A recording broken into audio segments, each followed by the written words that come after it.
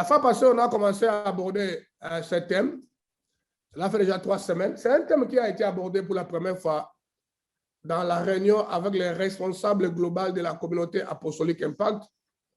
Et puis, subitement, Dieu a déposé dans mon cœur que nous puissions partager au niveau de tous les membres de l'Église Impact. Je suis en train de croire que beaucoup parmi vous, en suivant cet enseignement, cela est en train d'amener la clarité, l'illumination dans votre cœur. Et cela est en train de changer l'ordre des priorités dans votre vie de tous les jours. Parce que les problématiques des chrétiens d'aujourd'hui, c'est le problème de l'ordre des priorités. Apôtre Paul a dit, tout m'est permis, mais tout n'est pas utile. Et pendant que tu fais les choses, il faut regarder c'est quoi l'ordre des priorités. Qu'est-ce qui est plus important? Un enfant de Dieu ne vit pas n'importe comment. Et je suis convaincu que cet enseignement est en train d'amener vraiment la clarité, l'ordre des priorités dans notre cœur, dans tous les domaines de la vie. Le thème est intitulé « Comment sécuriser sa destinée céleste et terrestre ». L'idée est claire. L'idée est claire que l'homme a deux destinées. L'homme a une destinée d'abord qui est céleste et l'homme a aussi une destinée qu'on appelle destinée terrestre. Il y a des choses que Dieu a mandaté à l'homme d'accomplir sur la terre avant que l'homme revienne vers Dieu dans l'éternité. Donc, après cela, lorsque l'homme fait les choses bien, l'homme serait en train de sécuriser sa destinée céleste. Parce que dans la Bible, on a vu les gens que Dieu avait appelés, que Dieu avait mandatés, leurs noms étaient inscrits dans le livre de vie pour aller au ciel. Mais tous n'ont pas fini par aller forcément au ciel parce qu'ils n'ont pas veillé. C'est pourquoi la Bible nous dit, soyez sobres, veillez. Votre adversaire, le diable, rôde comme un lion rougissant, cherchant qui il va dévorer. N'oublie jamais que tu as un adversaire qui est toujours là permanent. Il s'appelle le diable. Son mandat numéro 1, c'est vouloir t'écraser, dévorer ta vie et finir avec toi. Maintenant, c'est à toi de se battre, de veiller, mais pour que le diable ne réussisse pas à te croquer.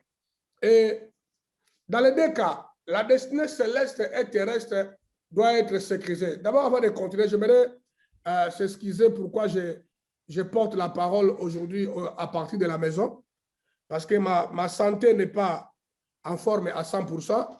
C'est pourquoi j'ai pris un peu les repos, c'est pourquoi je vous parle à partir de la maison. Mais le dimanche prochain, je serai déjà à l'église, ce sera pour la gloire de Dieu. Donc, ne soyez pas dérangés ou scandalisés parce que je porte la parole à partir de la maison. L'essentiel que Dieu te parle et que tu captes la parole, ce sera pour la gloire de Dieu. Maintenant, je vous ai dit que non, les deux dimensions que l'homme possède, les deux destinées que l'homme a, que Dieu a données à l'homme, comprenez une chose, ce ne sont pas des choses, bien aimés, que nous ramassons de gauche à droite, ce sont des choses qui ont été arrêtées avant le temps éternel. Dieu a dit dans le livre de Jérémie que je connais les projets que j'ai formés pour vous. Donc Dieu a déjà un plan, une destination déjà qu'il a planifié pour toi, pour accomplir les choses sur la terre. Et Dieu a parlé encore à Jérémie, a dit, Jérémie, avant que tu sois conçu dans le ventre de ta maman, déjà je te connaissais, je t'avais déjà appelé, choisi et établi. Donc, ça c'est la première chose. La destinée terrestre a déjà été planifiée par Dieu. Ça doit arriver à la manifestation. Deuxième destinée, où Dieu déjà a inscrit ton nom dans le livre de vie. Quand tu es converti maintenant, tu entres dans la logique de Dieu, tu te protèges, tu veilles sur ton salut, tu persévères pour que le jour où Jésus viendra, tu sois aussi dans l'éternité. Mais dans les deux cas, le diable rôde comme un lion rougissant, faisant tout pour falsifier ta destinée, t'empêcher sur la terre d'accomplir ton mandat et de vivre la gloire de Dieu et de se rassurer que tu ne entres pas dans l'éternité.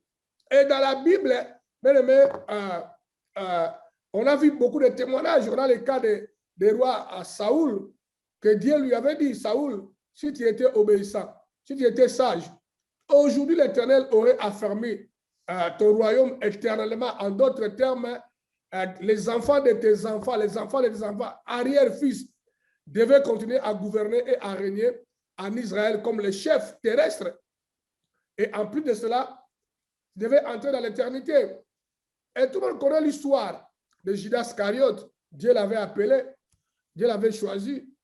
Mais Judas, à la fin de compte, il a dévié en trahissant Jésus, en vendant Jésus, et le gars s'est fait pendre. Il a remis en question sa destinée céleste. Dans les deux cas, destinée terrestre et céleste, tu dois être au courant qu'il y a un opposant, il y a un ennemi, qu'il ne veut pas à tout prix que tu puisses entrer dans ce que Dieu avait préparé pour toi avant l'état éternel. Et il viendra, il mettra les péchés. Or, Dieu avait donné à l'homme l'autorité, le pouvoir pour sécuriser cette destinée. Dieu a remis le pouvoir. On avait lu avec vous beaucoup de versets bibliques qui nous parlent que non, le pouvoir nous a été donné de marcher sur les serpents, les scorpions, rien ne pourra nous nuire.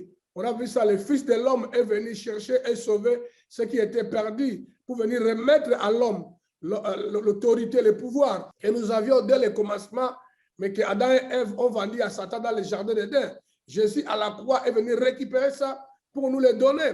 Mais la question à se poser, bien aimé, pourquoi on n'arrive pas à expérimenter ce pouvoir? La réalité est que Jésus était en train de parler. Jésus était dans le jardin de Gethsemane. À la veille d'être arrêté, condamné à mort, Jésus a dit cette phrase. Il a dit, le prince de ce monde qui est Satan vient pour m'arrêter, mais à moi, il n'y a rien à lui, il n'y a rien à moi qui lui appartient. Jésus faisait allusion au péché. Le péché, c'est la sémence de Satan qui permet à Satan d'avoir la légalité dans la vie des hommes et des femmes sur la terre. Et apôtre Paul l'a bien expliqué. Apôtre Paul a dit, oh mort, où est ta force? Oh mort, où est ton aiguillon? L'aiguillon ou la force de la mort, c'est le péché. Et la Bible nous dit par un seul homme, le péché est entré dans le monde. Et le péché a engendré la mort. Et j'avais expliqué le mot la mort, c'est le mot thanatos. Maintenant, lorsque le péché est en nous, ça nous vole la capacité de sécuriser notre destinée. Le péché donne la force à Satan d'avoir la même mise sur nous et que nous puissions continuer à tourner à rond, à se battre, mais de manquer l'énergie et la grâce et l'onction d'amener notre destinée à la réalité. C'est pourquoi je vous avais lu un verset qui nous dit « Soumettez-vous donc à Dieu et résistez au diable ». Donc, si nous voulons vaincre le diable, nous voulons qu'il ne puisse pas nous gagner, nous devons nous soumettre à Dieu.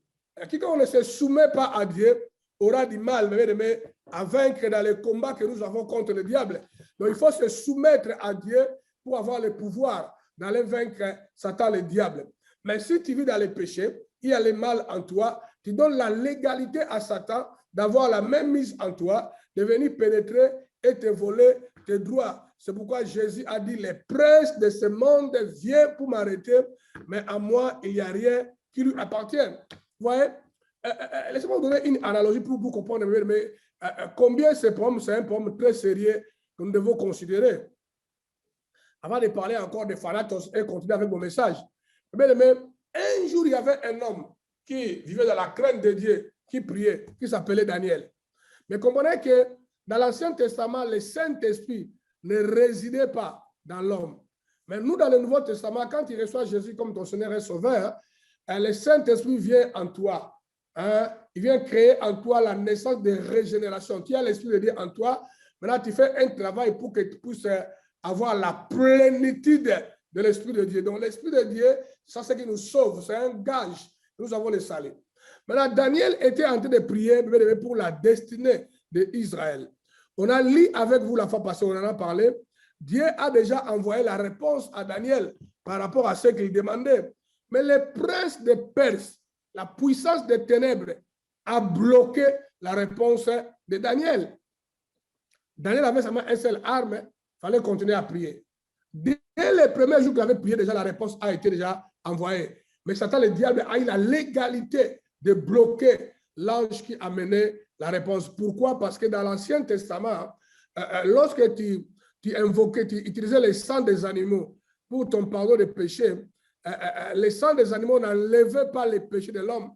Les sangs des animaux couvraient les péchés. Ça la couvrait. Donc, d'une certaine manière, Satan, le diable, avait toujours cette légalité contre l'homme parce que la force du péché était encore toujours là. Maintenant, si Daniel a prié pendant 21 jours pour son cadeau, là, de la part de Dieu pour ça arriver, vous comprenez que mais, si tu as les péchés en toi et les mal attachés à toi, tu continues à donner le pouvoir à Satan pour continuer à avoir l'avantage sur toi. Par un seul homme, le péché est entré et le péché a engendré la mort. Et la mort s'est étendue sur toutes les êtres, toute la création à cause du péché. Or, le péché engendre la mort. Le mot la mort, dans le texte original grec, c'est le mot thanatos. Thanatos, qui fait allusion à la mort spirituelle, donc la séparation avec Dieu, qui fait aussi allusion au fait de tourner en rond, de se lamenter, lamentation continue. Tu lances les projets, tu mets les systèmes en place, mais il n'y a pas les percées. Vous tournez en rond comme Israël, tournez en rond dans le désert. Le mot là, thanatos, qui veut dire encore la maladie, la pauvreté, la malédiction, c'est le mot thanatos. Commencer à chuter, commencer à descendre plus bas. Le mot thanatos veut dire encore la mort physique. Voilà le guillon de la mort. Le guillon qui fait que ta destinée soit falsifiée, c'est le péché. Et le péché engendre la mort qui est thanatos. Tenez compte de ça. Alors, ton combat, c'est de se battre pour essayer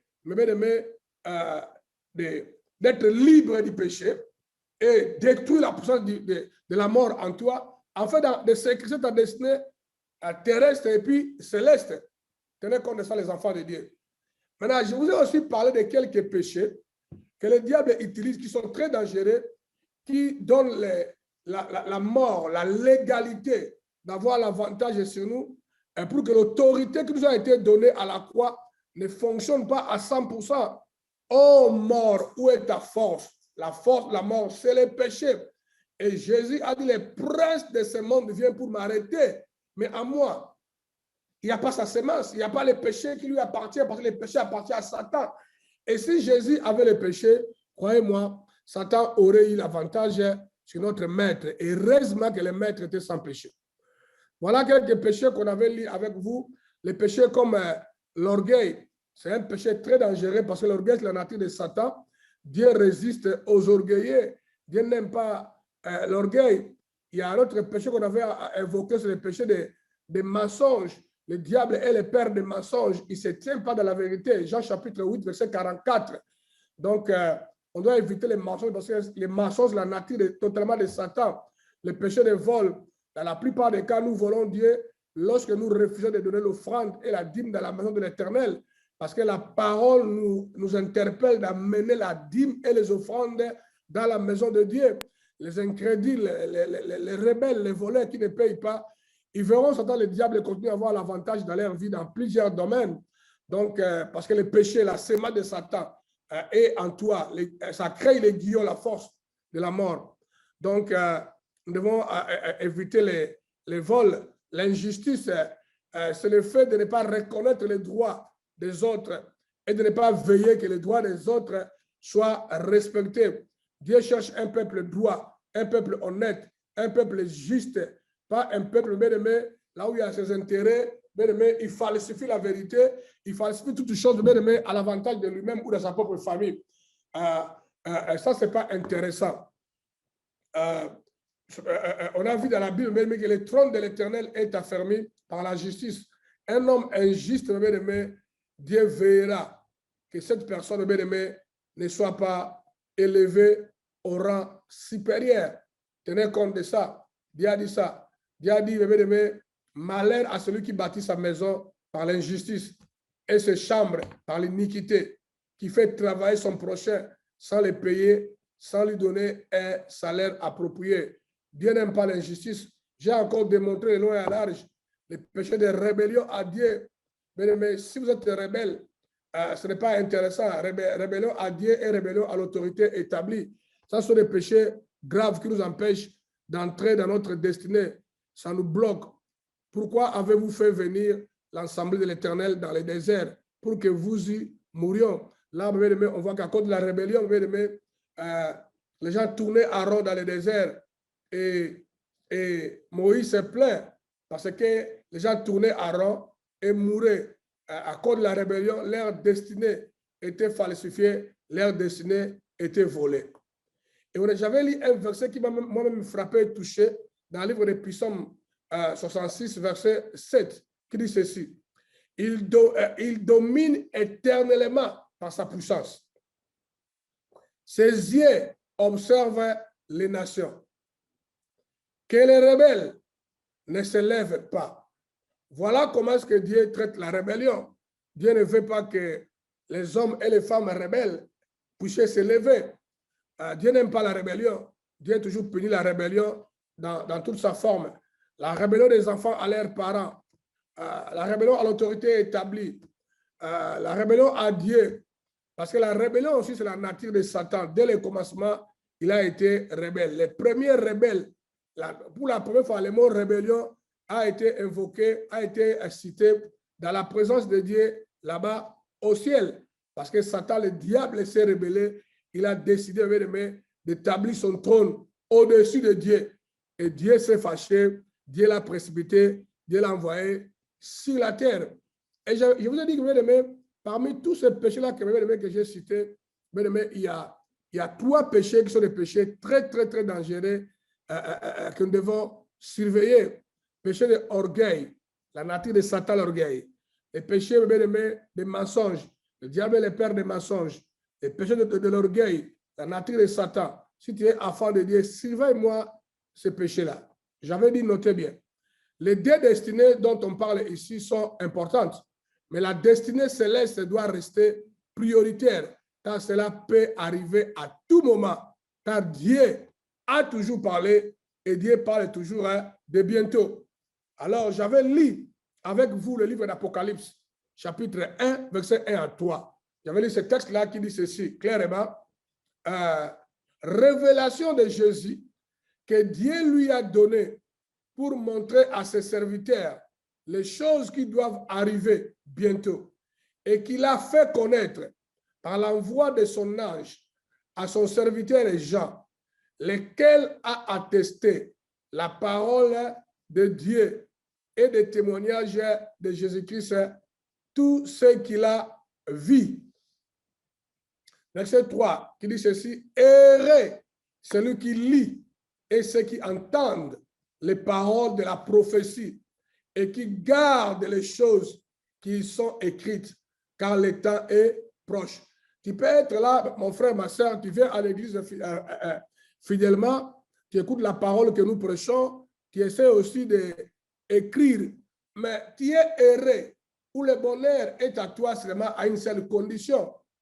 Non seulement il faut écouter et lire la parole, mais il faut, bien aimé, appliquer, garder ce que tu as découvert en lisant ou en écoutant les enseignements de Dieu. Parce que le temps est proche. Quel temps? Le temps que nous pouvons entrer dans la destinée céleste. Au même moment aussi, peut-être Dieu avait déjà préparé, le temps est proche, que l'année 2022, il va te faire toucher ta destinée terrestre. Mais si tu lis le livre de la loi, mais tu n'observes pas, tu serais en train de passer à côté de ce que Dieu avait préparé pour toi. La parole de Dieu nous donne la connaissance, afin d'avoir la sagesse et l'intelligence pour avoir la capacité de retourner à la maison et être avec Dieu pour l'éternité. La sagesse de demeurer ferme, afin qu'on se trouve le jour où Jésus viendra entre ses mains, retourner à l'éternité, ça demande une sagesse. Et en lisant la parole de Dieu et en observant, en gardant la parole de Dieu, cette sagesse, bien aimé, nous est accordée.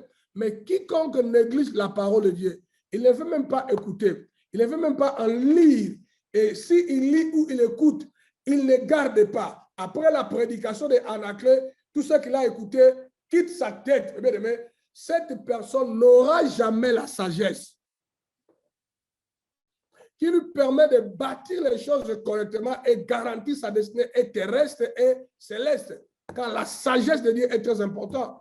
Jean qui n'obéit pas à la parole n'aura jamais la sagesse requise pour être à la page.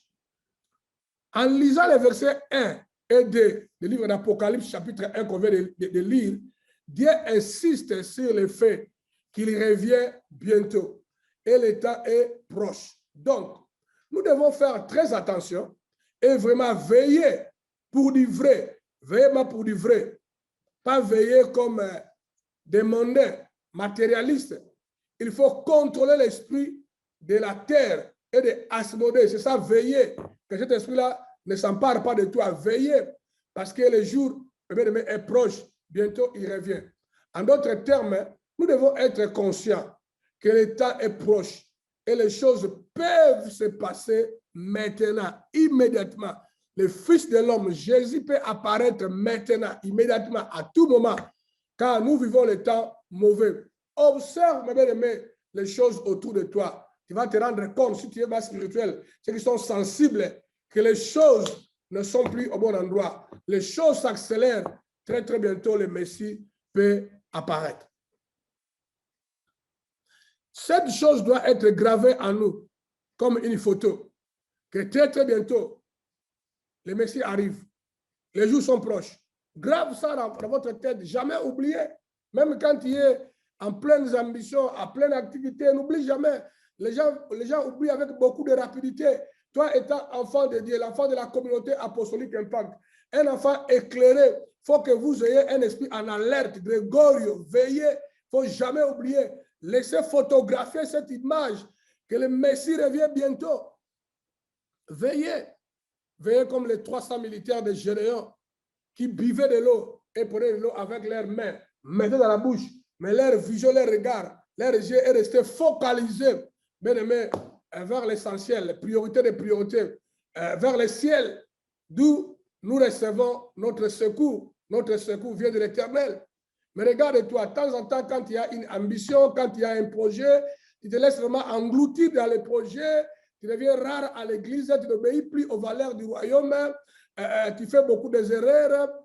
Ma prière est que le Saint-Esprit vienne à votre secours, qui puisse t'aider de ne pas vivre de telle manière, parce que ce n'est pas intéressant. Au verset 1 du livre qu'on a lu d'Apocalypse, on dit ceci. Révélation de Jésus-Christ que Dieu lui a donné pour montrer à ses serviteurs les choses qui doivent arriver quand? Bientôt. Les choses qui doivent arriver bientôt. Cela arrive bientôt, les enfants de Dieu. Le bientôt est à notre portée maintenant.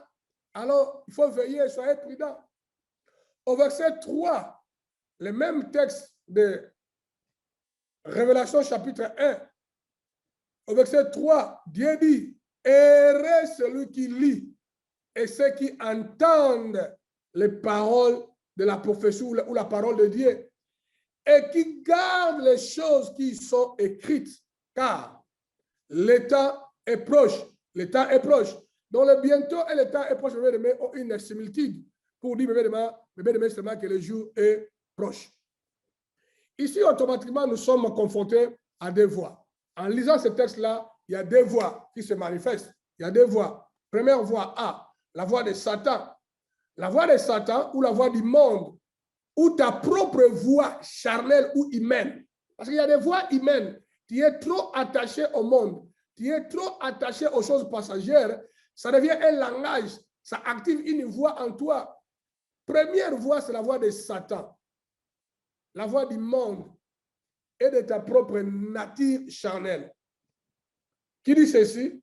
Qu'il tarde. Ce n'est pas pour aujourd'hui. Non, nous avons le temps. Cela peut prendre encore plusieurs années ou siècles. Vous ne voyez pas le monde continuer et se développer. Jésus ne reviendra pas bientôt. Oui, il reviendra, mais pas bientôt. Ça, c'est la voie de Satan. Mais tant que cette voie de Satan est présente dans ton cœur, Satan, le diable, est erré. Parce qu'il sait que ça prolonge le retour de Jésus pour que lui continue à faire des dégâts. Parce qu'il n'a pas envie d'aller seul en enfer. Maintenant, nous devons arrêter cette manière de voir les choses. Il faut avoir la foi de dire que non, Jésus revient bientôt. Il peut apparaître à tout moment. Deuxième voie, donc B, la voix de Dieu, qui dit, c'est imminent, il est proche, c'est très très bientôt, il apparaîtra. Voilà la voix de la foi. Voilà la voix de ceux qui lisent et qui écoutent la parole de Dieu et qui insèrent cette parole dans leur cœur, qui fait foi à cette parole. Donc, venir à l'église, c'est bien, mais si tu ne fais pas foi à la parole que tu écoutes, ça ne servira à rien ou ça sert automatiquement à rien du tout. Parce qu'on doit avoir la foi.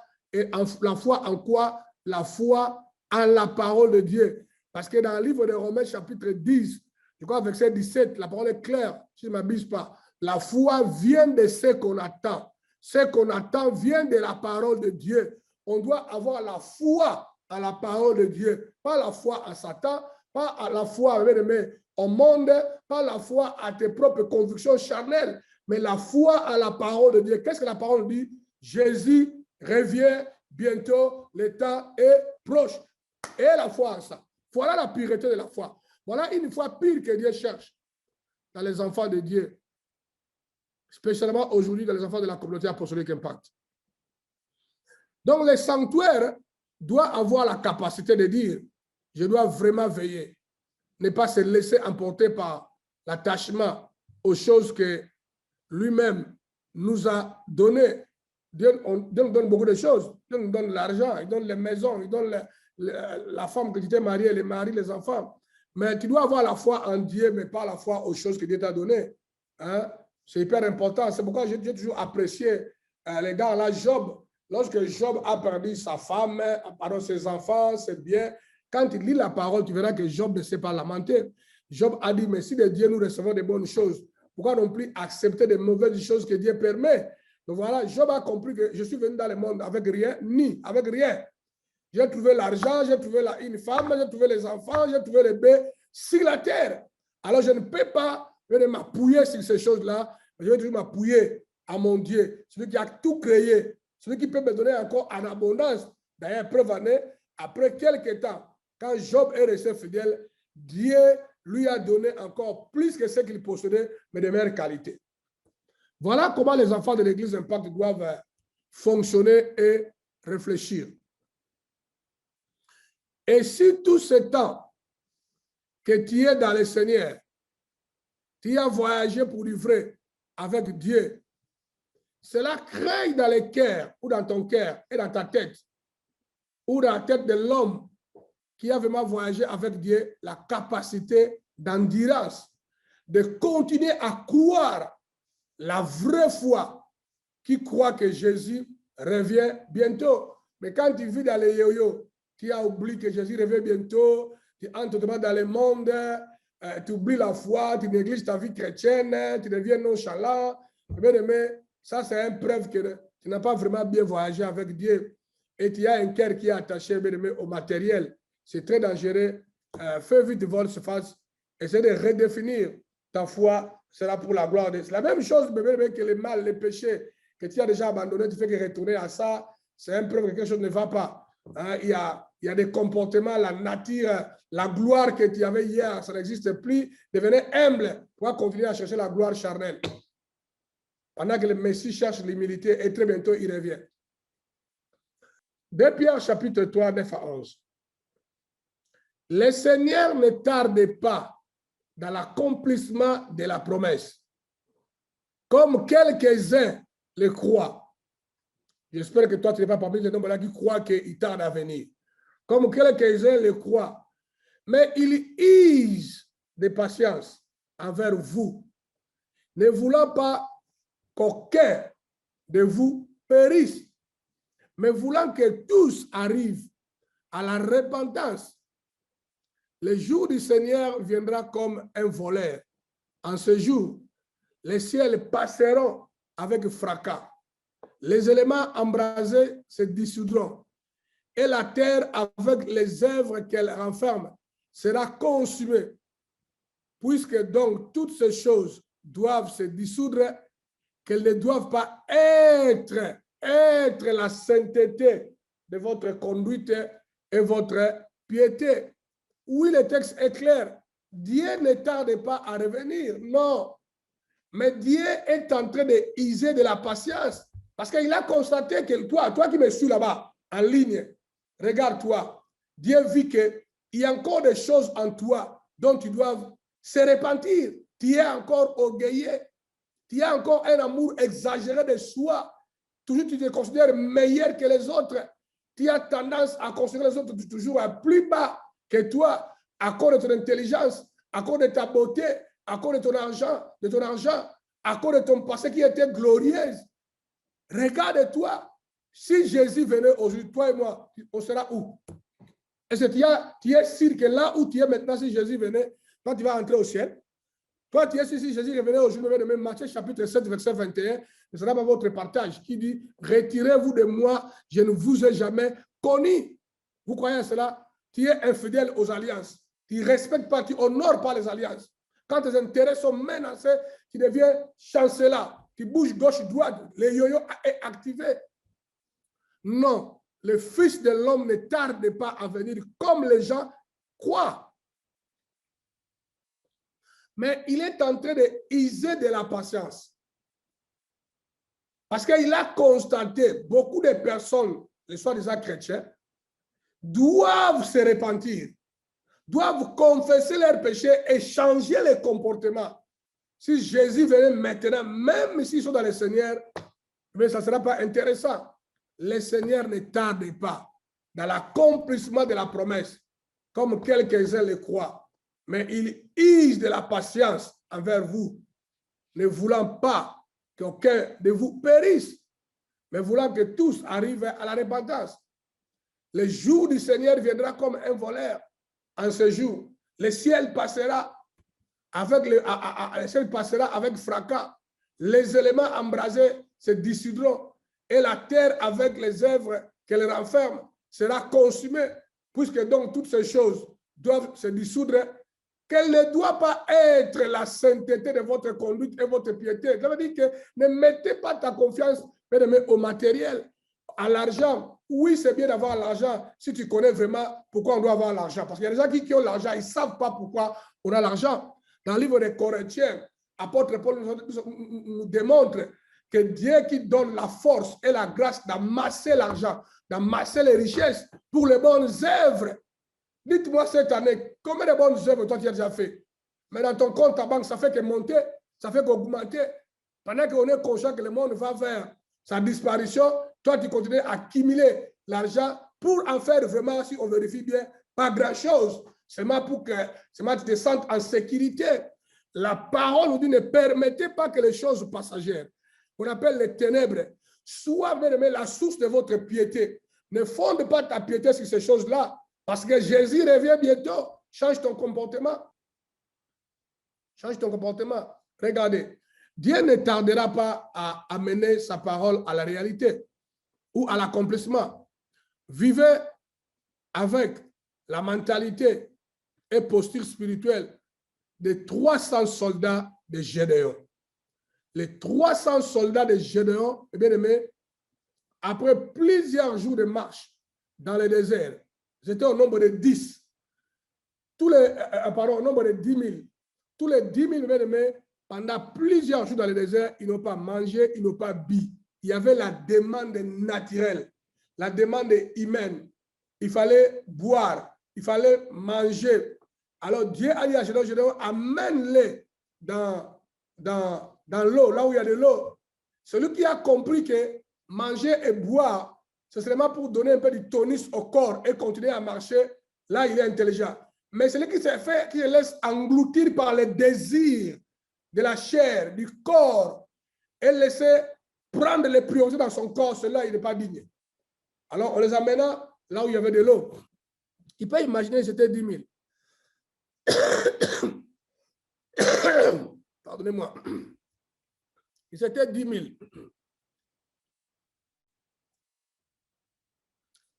9 700 personnes. Quand ils ont vu de l'eau, les désirs charnels, l'égoïsme, l'amour exagéré de ce monde les a envahis. Il plonge dans l'eau. Fini la focalisation. Mais il y avait 300 personnes qui sont venues. Ils avaient soif. Vraiment, le corps cherchait de l'eau. Or, ils savaient que le bien de ce monde, j'en ai besoin seulement pour l'utiliser pendant que je vis sur la terre, en train de bâtir ma vie et sécuriser ma destinée aussi céleste. Je l'utilise encore, mais mon cœur n'est pas envahi par cela. Il n'y a pas que les moments de méditation permanente pour commencer à réfléchir comment accueillir encore davantage au détriment même de ta foi.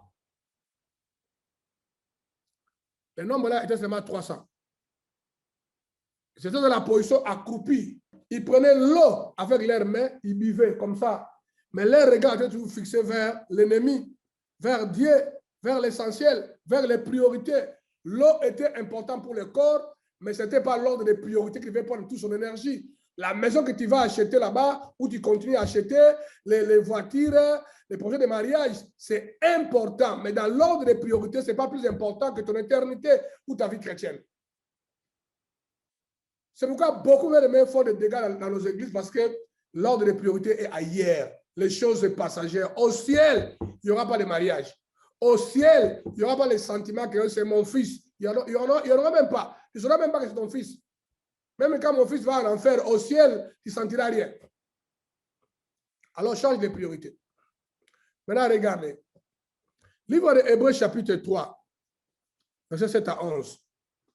C'est pourquoi, Hébreux 3, 7 à 11. C'est pourquoi, comme le dit le Saint-Esprit, aujourd'hui, si vous attendez sa voix, aujourd'hui, n'endurcissez pas vos cœurs, comme vous l'avez fait lors de la rébellion durant les moments de la tentation dans le désert, où vos pères me tentèrent et me prouvèrent, bien que pendant 40 ans, ils virent mes œuvres.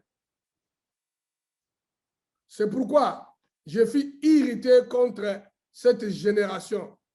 Et je dis, leur cœur s'égare toujours et ils n'ont pas connu mes voies.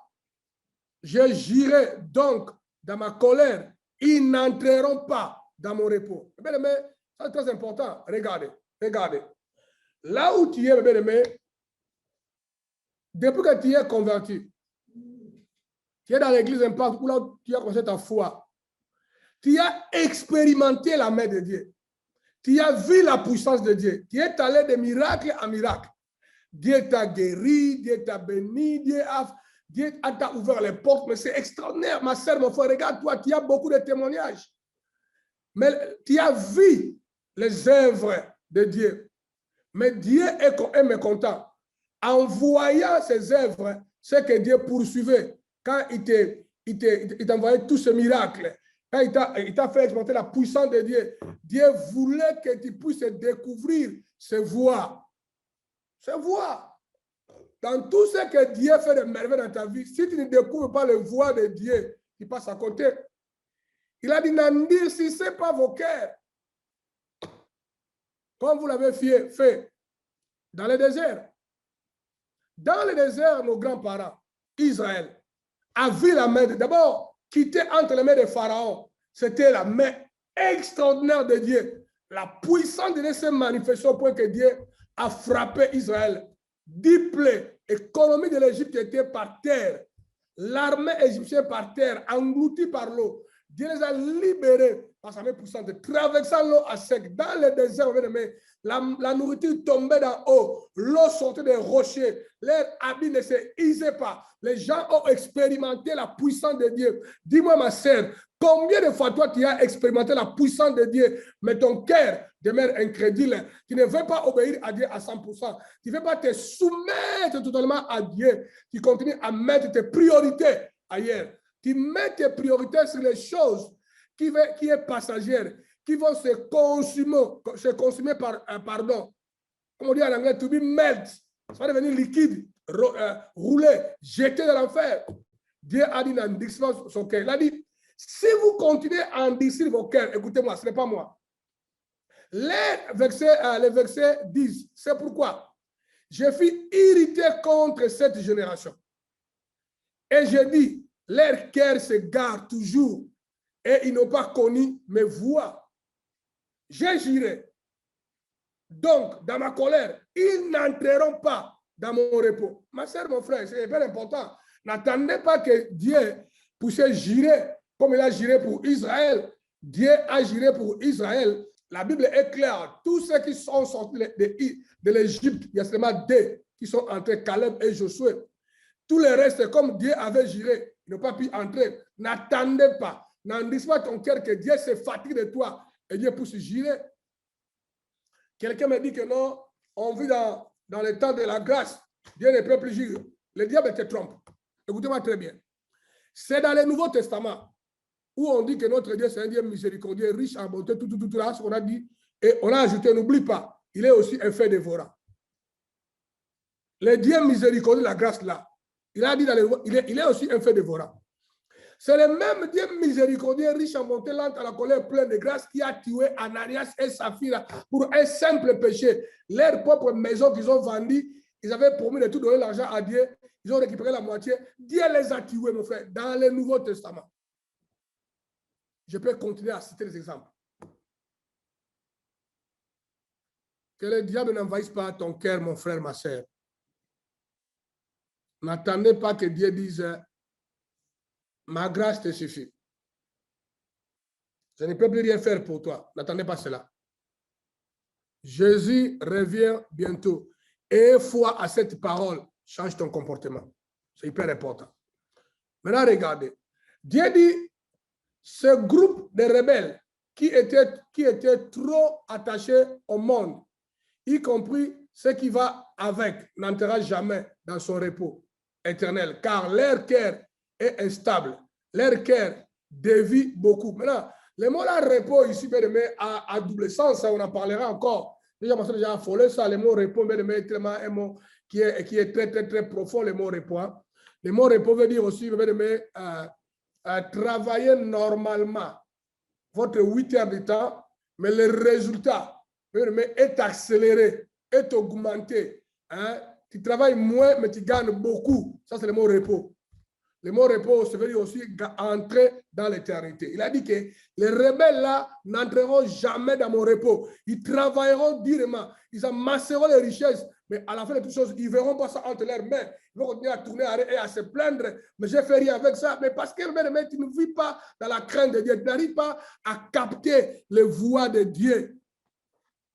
Sans compter combien tu es volé dans les 10 000 offrandes.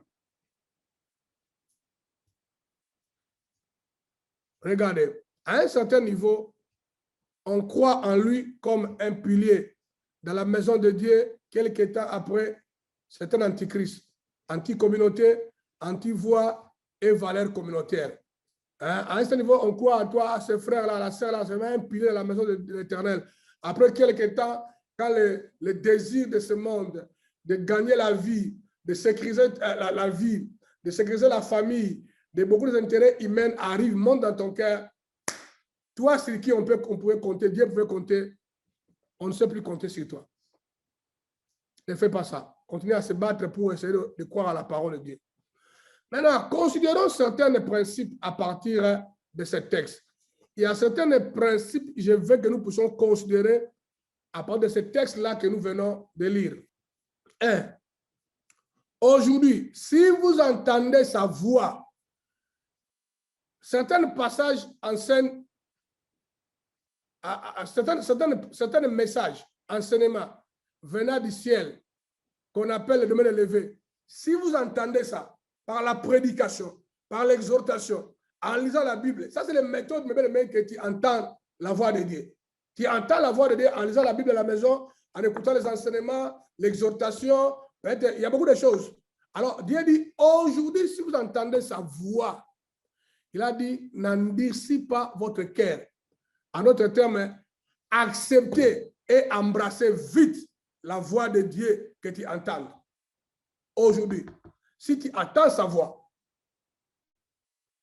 embrasse la voix là, change ta position. Dis-moi, Dieu a parlé que tu es sanctuaire. Cela a créé quoi en toi? Quand il dit que tu es sanctuaire, cela a créé quoi en toi? Un homme qui prétend être sanctuaire ne peut jamais être un homme injuste. Un homme qui bafoue les droits des autres. Tu bafoues les droits de ton mari, de ta femme, de tes enfants, de ton église locale. Tu bafoues ça.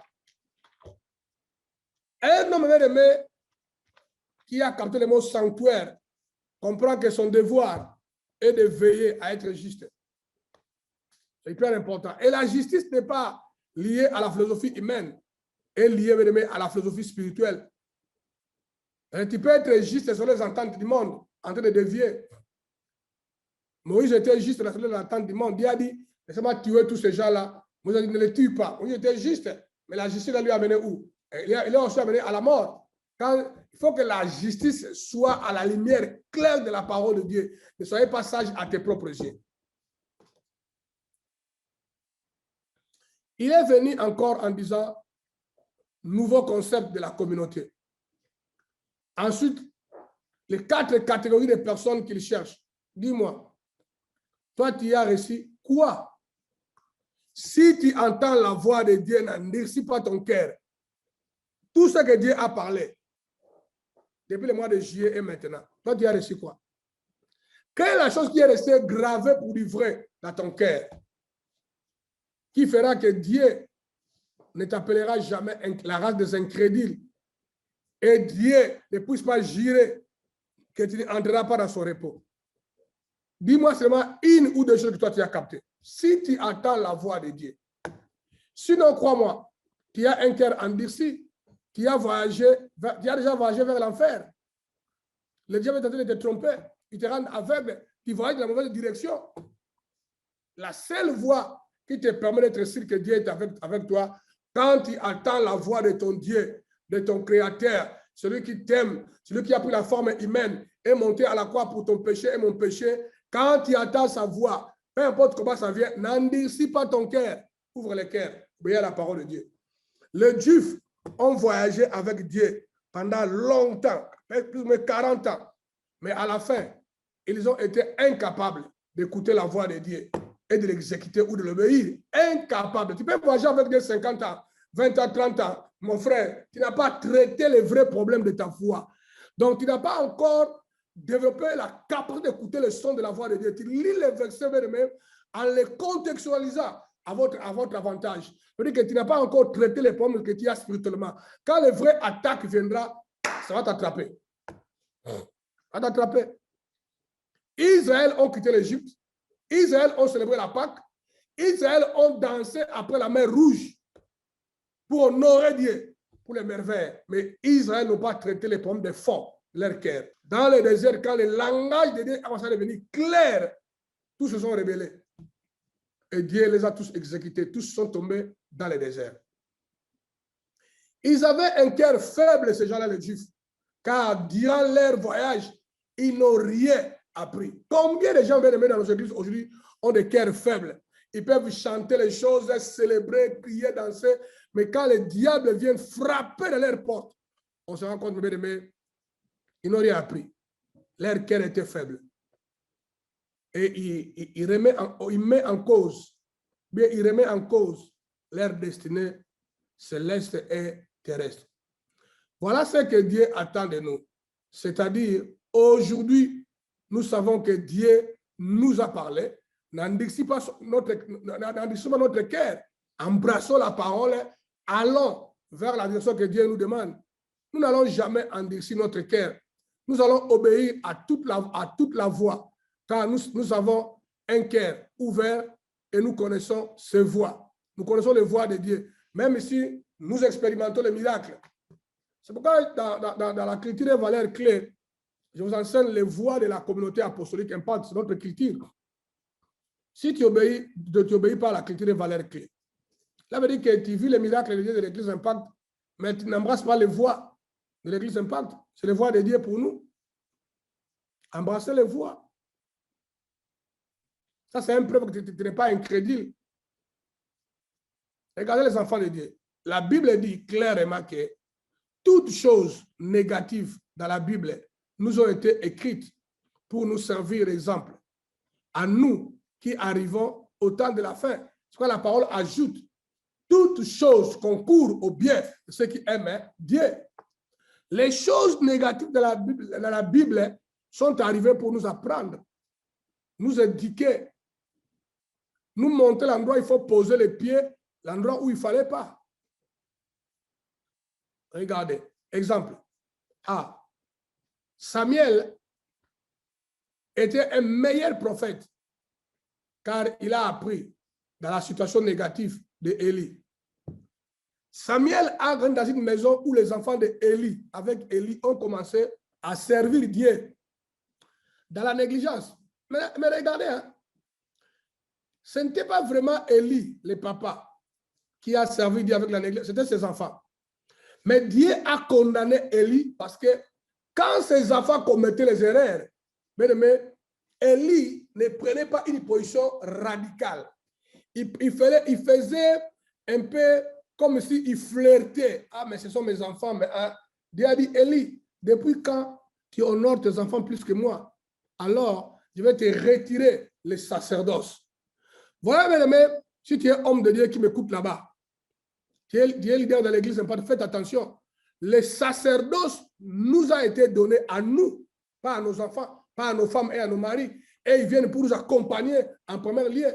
Mais lorsque nous commençons à négliger le sacerdoce, à ne pas honorer la grâce, pour donner les priorités à nos enfants comme Élie, ça nous sera enlevé.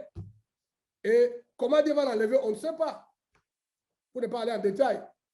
Maintenant, lorsque Samuel a vu tout ça, Samuel a appris comment servir Dieu prudemment. Tenez compte de ça. B. David était devenu l'homme que Dieu a beaucoup aimé, car le Messie a appris à travers la négativité du roi Saoul. Saoul, le premier roi, il n'était pas obéissant. Pas obéissant. C'est un gars charnel. Il s'est forcé pour faire les choses spirituelles. La Bible le dit, David a appris et David a dit ça à sa femme, le fils de Saoul. Lorsque David était en train de danser presque demi-nu devant le peuple, sa femme Mika a dit, mais comment tu peux danser comme ça, toi un roi, devant le peuple? Il lui a répondu, la raison pour laquelle ton père n'est plus au pouvoir, ton père n'a pas compris tout ça. C'est ce que moi j'ai compris. David a compris des choses que Saoul n'avait pas compris. Et David, en observant le leadership de Saoul, il a lu les négativités. Il a dit que moi, je ne ferai pas ça, ça, ça, ça.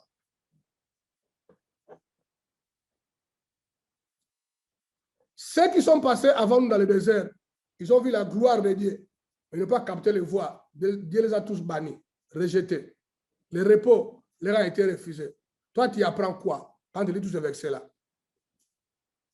Nous devons prier sincèrement à Dieu pour qu'il puisse encoder ou implanter ou semer dans le cœur de chacun individuellement un sens de veiller. Tu dois apprendre à veiller. Tu dois apprendre à veiller. Nous devons prier à Dieu que Dieu puisse implanter dans notre cœur. Josué a bien dirigé les enfants d'Israël parce qu'on dit que Josué traquait Moïse et il surveillait là où Moïse n'avait pas bien fait les choses. Toi, tu traques quoi? Je me dis que là où tu es, si ça ne vous dérange pas, élève tes mains.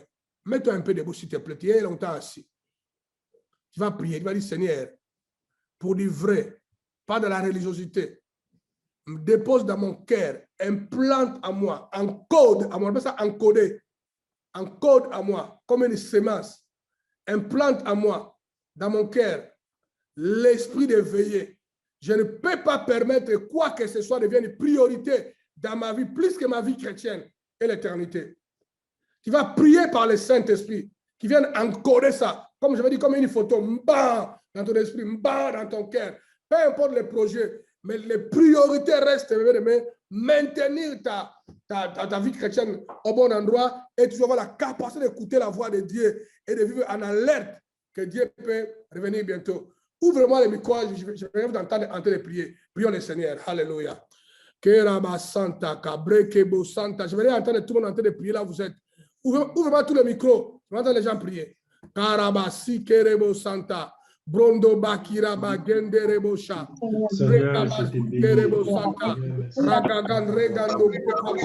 Esprit d'alerte, oh God Dieu. Et je tiens conscience, oh God Dieu, très bientôt, le Messie arrive. L'esprit de l'égarement, l'esprit matérialiste, l'esprit de ce monde, l'esprit asmodé qui envahit nos cœurs. Je le renonce, je le brutalise, je le maudis au nom de Jésus. À la puissance du Saint-Esprit. Père, accorde à moi ton énergie.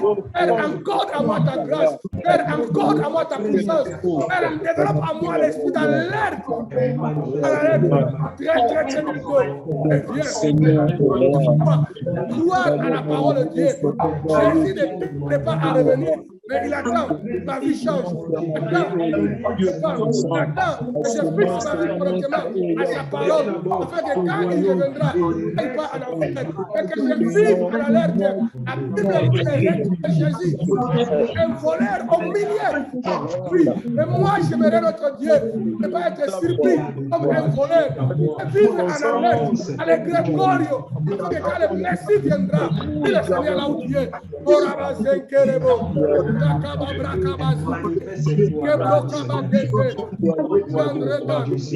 Continue à prier, mon frère. Manifeste-toi.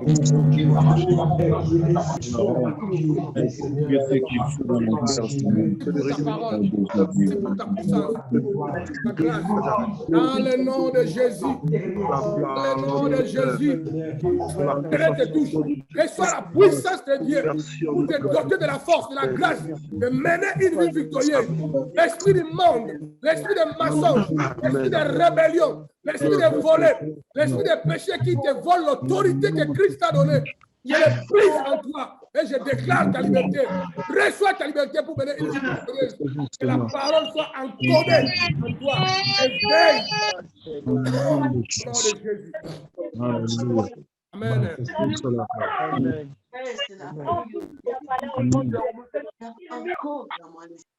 Amen.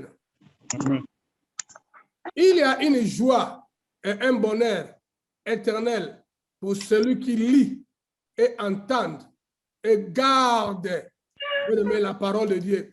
Le mot là, garder, c'est le mot Gregorio qui signifie veiller, se soumettre à la parole. Il y a une joie, il y a un bonheur éternel pour celui qui lit la parole, qui entend la parole comme je le prêche maintenant. Non seulement qu'il lit et entend, mais il garde cette parole. Le mot là, garder, c'est le mot veiller. Donc, il veille sur ça. C'est Gregorio. Regardez. Livre d'Apocalypse. Livre d'Apocalypse. Chapitre 1, verset 3. Bien-aimé. Bien-aimé celui qui lit et ceux qui entendent la parole de la prophétie. Mais vous savez, Dieu n'est pas comme toi et moi, qui envoie les gens les paroles de vœux, de bonheur. Que l'année nouvelle t'amène de la joie, le bonheur et le succès. Ce sont des déclarations religieuses, sociales. Tom qui écrit ça, qui ne croit même pas à ça. C'est une formulaire que le monde a mis en place. Dieu n'est pas comme ça. Quand on dit ici bien-heureux, c'est la parole de l'Éternel. Bien-heureux. C'est-à-dire que le bonheur, la prospérité, la joie, la paix, toute la gloire qui va avec, accompagne celui qui entend et qui lit les paroles de la prophétie. Bien-heureux. C'est ça la parole de Dieu. Dieu n'est pas un religieux qui fait des déclarations comme les êtres humains sans fondé, liés à la fréquence du monde. Bienheureux celui qui lit et ceux qui entendent les paroles de la prophétie et qui gardent les choses qui sont écrites dans les temps, car le temps est proche. Est-ce que toi, tu gardes ce que tu lis là? Les mots là, lire, celui qui lit et qui entend. Le mot là, lire, qui est écrit là-bas, celui qui lit, c'est le mot anaginosko. Anaginosko, qui veut dire poursuivre et s'attacher à la connaissance sans relâche. Ça veut dire que celui qui lit, non seulement tu lis la parole, mais c'est anaginosko, qui veut dire que non, tu poursuis, tu continues à chercher à lire la parole. Tu t'attaches à la parole. Tu t'attaches à la connaissance sans relâche. tu cherches la connaissance aujourd'hui, demain et après-demain, anaginosko. Tu as un cœur attaché à la poursuite de la connaissance. Tu n'es pas satisfait. Tu veux découvrir la loi, la parole de Dieu, connaître encore davantage de Jésus-Christ. Errer une telle personne. Pas quelqu'un qui peut rater l'église comme ça pour aller pour un rendez-vous bidon. Il ne s'inquiète même pas qu'il a raté un message. Et quand il a raté un message, il n'est même pas préoccupé à chercher, à savoir c'est quoi qui a été enseigné pour acheter même les CD, ou avoir même les CD pour écouter et se mettre à jour. Celui-là, le mot là bien-aimé n'est pas pour lui. Le mot bien-aimé est pour celui qui poursuit et qui s'attache à la connaissance sans relâche, d'une façon continue. Bien-aimé. Erré. Il y a un autre mot là-bas, le mot entendre. C'est le mot écouter. Écouter d'une façon active. Un engagement mental, psychologique, à voir ou à bien comprendre ce que tu as entendu. Ça veut dire que quand la parole est prêchée comme ça, mais errer ceux qui lit et qui entendent. Ça veut dire que errer celui qui, quand il écoute la parole, mais qui fait l'effort pour qu'il y ait une compréhension claire de comprendre. Ça veut dire que quand l'enseignement est prêché, s'il n'a pas compris, il est préoccupé, il est mal à l'aise, il appelle les leaders, il pose des questions autour de lui. Errer une telle personne qui écoute d'une façon active. Quand il suit la parole de Dieu, il n'est pas dans la distraction. Il ne joue pas avec les enfants. Il touche à rien. Il est focalisé à écouter et à écrire. On dit errer une telle personne. Parce qu'il y a des gens, surtout qu'on est en train d'écouter l'enseignement sur Zoom. Pendant que je prêche, il fait 8 tours dans la toilette. Pendant que je prêche, il éteint les caméras, il boit les cafés, il parle avec ses amis. Et les mots là, errer n'est pas pour toi. Change ton comportement. Errer ceux qui entendent. C'est-à-dire que ceux qui écoutent d'une façon active. Un engagement mental, psychologique, à voir ou à bien comprendre ce que tu entends. Errer une telle personne. Errer celui qui lit et qui entend, qui poursuit la connaissance. Errer, qui cherche, qui n'est jamais satisfait, mais qui continue à poursuivre. Errer. Et quand il tombe sur la parole, il veut les comprendre, les décortiquer pour du vrai, afin qu'il y ait une pratique correcte pour ne pas interpréter les choses. Par exemple, quand moi je viens avec un message dans l'église Impact, que Dieu m'a parlé, Dieu m'a dit ceci. Ton devoir est de faire l'effort, de poser la question, de comprendre. En anglais, et de dire là, c'est quoi ça? C'est quoi les ramifications, les tenants et les aboutissants? N'amène pas la présomption, n'amène pas une idée d'être sage à tes propres yeux, tu ne seras pas erré. Erré, celui qui écoute d'une façon active. Un engagement mental et psychologique à voir bien comprendre ce qu'il entend. C'est hyper important. Voilà pourquoi les interactions, comme ce qu'on fera aujourd'hui, devient très importante. Tu n'as pas honte, tu n'as pas la timidité. Tu poses la question, tu commandes. Si tu as mal compris, on va te corriger. Hein? Maintenant, laissez-moi encore retourner dans ce texte-là, si c'est possible. Regardez. Bienheureux celui qui lit et ceux qui entendent les paroles de la prophétie et qui gardent les choses qui sont écrites. Les mots là, garder, les mots garder, garder l'œil ouvert, être éveillé, être attentif. C'est aussi la vigilance. Ça veut dire que tu peux comprendre les choses, mais tu ne les gardes pas. Hein, c'est caché, c'est perdu quelque part là-bas dans les couloirs de tes entrailles spirituelles. Et devant les tentations, ça disparaît. Mais gardez et que même quand tu emmagasines ça dans votre cerveau, dans votre cœur, dans votre couloir humain là-bas, devant le combat, la parole là peut sortir et venir ici, te donne une arme de comment résister, faire face à ce combat-là pour ne pas tomber dans les pièges, pour ne pas commettre une erreur liée à cette parole-là. Ça, c'est le mot garder, qui garde. Tout ce que tu as comme connaissance, et que tu finis par tomber de ça, le diable a une avantage sur toi, que tu n'as pas gardé. Le mot là bien erré, c'est loin de toi, c'est loin. Garder, c'est le mot là tereo. Le mot garder, tereo, qui veut dire veiller. Que les choses ne soient pas tordues, polluées dans ton cœur, ou ne soient pas mal comprises et interprétées dans ton cœur. Cela veut dire que ne soyez pas sage à tes propres yeux. Dans le cas des églises où les leaders viennent avec une vision, viennent avec un mandat, viennent avec les paroles de Dieu. C'est très dangereux que quelqu'un vienne avec, avec la présomption, hein, de commencer à tordre ce que Dieu a parlé à sa manière. Il va donner une compréhension liée à ces circonstances. Mais ça, c'est très dangereux. Là, les mots là, errer s'éloigne. On n'interprète pas les choses comme on veut. On peut voir dans une vision une chaise. Mais dans l'interprétation, Dieu ne parle pas d'une chaise. Il parle d'autre chose. Oui.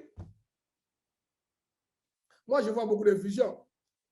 Mais quand je suis devant ça, je vois que même quand on a fait beaucoup de réunions ici avec mes collègues dans le monde entier, les facilitateurs, on était en train d'interpréter toutes les prophéties, les visions, à peu près 70 ou 70 que Dieu nous a données. Il y a eu des visions, mais quand on lit ça, et l'interprétation, c'est que tu lis là, mais ça ne colle pas. Mais oui, ça colle parce qu'on l'a interprété spirituellement. L'analyse a été faite par le Saint-Esprit. Toujours, il faut chercher à comprendre l'interprétation des choses correctement par rapport à ce que tu écoutes de la part de Dieu. Pourquoi dans ce texte, Dieu insiste que tu lises, entendre et garder trois choses. Lisez ou lire, entendre ou écouter, et puis garder. Tout ce que tu as lu, tu as entendu, si tu n'as pas gardé, le mot garder veut dire pratiquer. Si tu n'as pas gardé, et tu as passé correctement, mais ça veut dire que tu n'as pas lu, tu n'as pas entendu. Cette activité-là est une activité illégale, une activité routinière, une activité pour amortir votre propre cerveau ou quoi. Gymnastique qui n'a pas de valeur. C'est gymnastique qui n'a pas de valeur. Pourquoi dans ce texte, Dieu insiste que tu lises, entendes et gardes? Parce que nous vivons dans un système. Notre environnement de la terre a été pollué par le diable. Pollué par le diable, envahi par le diable. Le diable parle, il pollue. C'est lui qui a posé la question polluante à Adam et Ève. Adam et Ève avaient entendu, avaient lu la parole de Dieu, mais les garder leur a causé problème. Le diable leur a posé la question. Dieu a réellement dit. Le diable a seulement ajouté le mot réellement. Tout ça, les a mis dans la confusion. Il a fait tomber le diable. Parce que nous vivons dans un système. Notre environnement de la terre a été pollué par le diable. Par le diable. Et ces instruments ont été pollués par le diable. Et ces instruments, les êtres humains qu'il utilise, le diable se sert de beaucoup d'êtres humains, les stars, les gens ayant beaucoup d'argent, les politiciens, les hommes d'affaires qui ne croient pas que Jésus revient. Elles sont les athées. Et les gens, dans les films que nous regardons, il y a des films qui sont conçus pour agresser notre mentalité. La pollution est là, à la télé, à la cinéma, à l'école, avec les amis avec qui nous vivons, dans nos familles, dans nos maisons. C'est pourquoi, confère mon enseignement, lorsque Jésus était perdu, Marie et Joseph, ils ont mal agi. Ils ont commencé à aller chercher Jésus chez leurs connaissances et dans leurs membres de famille. Mais ils ont perdu le temps, 7 jours, 3 jours, ils ont fait total 7 jours. Or, il fallait rapidement retourner au temple, dans la maison de l'Éternel. C'est là où il y avait des sacrificateurs, des hommes que Dieu a mandatés, qui ont reçu une grâce. Et ils sont allés chercher l'enfant dans les systèmes pollués. Et ils ont prolongé leur voyage vers Galilée. Combien de gens me prolongent leur voyage vers leur destinée prophétique?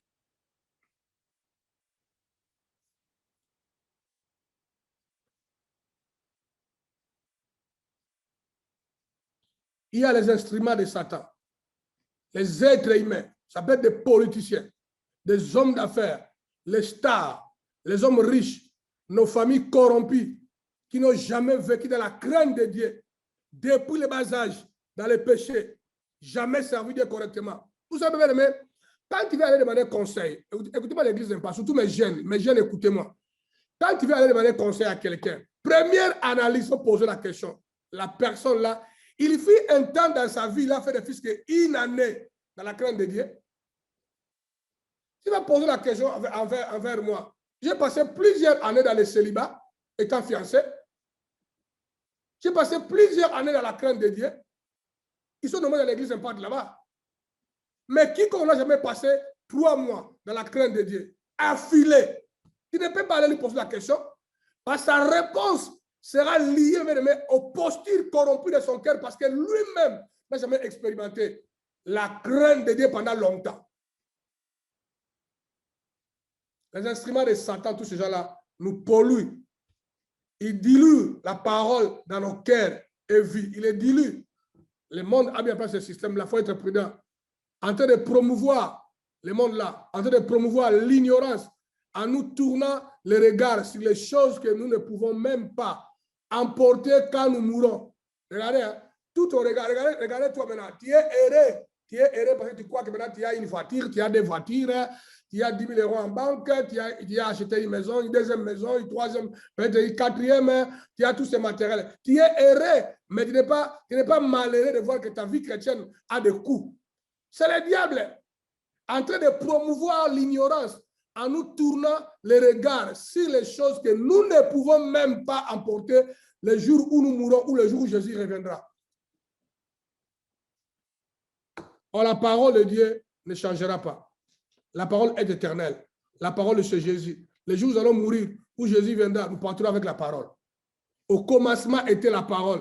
La parole était avec Dieu. La parole était Dieu. Et le diable va te garder ignorant pour que tu ne lises pas, tu n'entendes pas. Au cas même où tu lisais, où tu as entendu, mais tu ne gardes pas. Ouvrez les yeux, mon frère, ma soeur. Que le Grégorio soit activé dans ta vie. Je le déclare au nom de Jésus. Ouvrez les yeux. Le système de ce monde avec le diable veut nous rendre aveugles. En volant l'immédiateté de la vérité que Jésus revient bientôt. Le diable veut voler ça. Il veut nous faire croire que Jésus reviendra, mais pas dans l'immédiat, pas bientôt. Il viendra peut-être dans 50 ans, dans 100 ans, dans 2 siècles. Il viendra, mais pas maintenant. Si cette dimension de l'immédiat t'est volée, t'es déjà foutu. Notez bien. Dr. Woodruff a déclaré ceci. La distanciation crée la sécurité pour Satan et un sens d'urgence. Brisons la prison du temps dans nos cœurs et esprits. Tant que tu continues à croire, Jésus revient, mais c'est vraiment distant. C'est lointain. Pas maintenant. Peut-être que je vais mourir, il ne viendra pas. Cette mentalité, donne la sécurité à Satan. Brisons cela. Croyons qu'il revient bientôt. Ça peut être maintenant. Ça peut être demain. Ça peut être juste après la prédication d'Anaclée. Il viendra. Vivez en alerte. C'est là pour la gloire de Dieu. Pour finir, nous voulons prier. Je veux que tu pries encore. Prions que le Saint-Esprit nous aide à être forts, à briser la prison du temps, à croire que Jésus est vraiment bien lointain. Non, non, brisons cela et à activer en nous cette foi claire que Jésus revient bientôt. Jésus revient bientôt. Jésus revient bientôt. Prie par le Saint-Esprit. Demande au Saint-Esprit. Pendant qu'on serait en train de prier, j'aimerais que ceux qui sont dans la salle là-bas, le frère Roger prenne aussi le micro pour que son écho aille partout. Pendant que tout le monde prie en ligne, je veux que tout le monde soit debout en train de prier pendant quelques temps. Hein? Je veux que tu pries, que le Saint-Esprit nous aide à être forts, à briser les prisons du temps et à activer en nous cette foi claire que Jésus revient bientôt. Élevons nos voix. Prions le Seigneur, s'il vous plaît.